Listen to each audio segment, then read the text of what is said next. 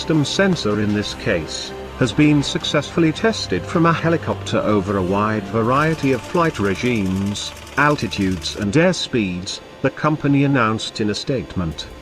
The test, which involved U.S. Special Operations Command, took place at White Sands Missile Range, New Mexico. The idea behind the experiment was to see how well the laser performed against several unspecified targets. And in doing so, the company and SOCOM can study how the laser handled the Apache's constant vibration, along with the downwash caused by the helicopter's rotor blades in White Sands' dusty, desert environment.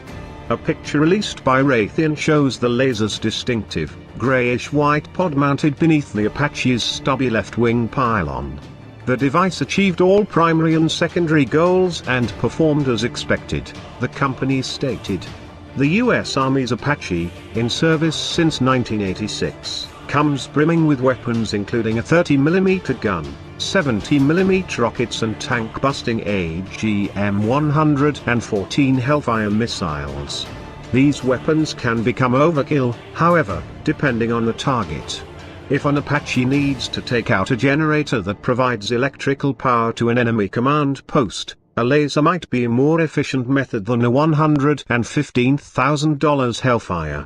Same goes for knocking out a radio tower or a light vehicle.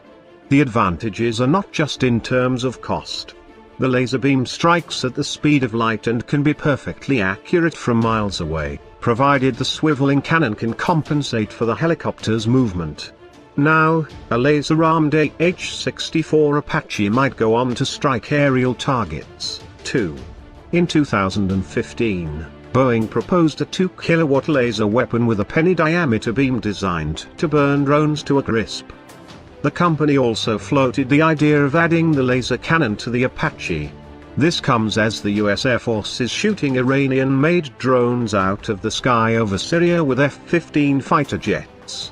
Regardless, operational laser-armed Apaches are still likely a ways off, and the White Sands demonstration is still an experiment. We're more likely to see lasers aboard ships. In fact, there has been a 33-kilowatt XN-1 LAWS installed on the amphibious transport dock USS Ponce since 2014. That's a relatively small laser, as a warship's power plants can generate considerable power and accommodate a weapon with double or triple the output of the XN-1. Even better for ships, don't struggle with the same airflow issues that can degrade lasers beamed from aircraft.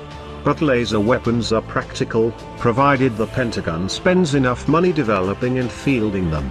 And if that weren't enough, the U.S. Air Force Special Operations Command is planning to install an experimental laser weapon on an AC-130 gunship. It would be real nice someday, since we have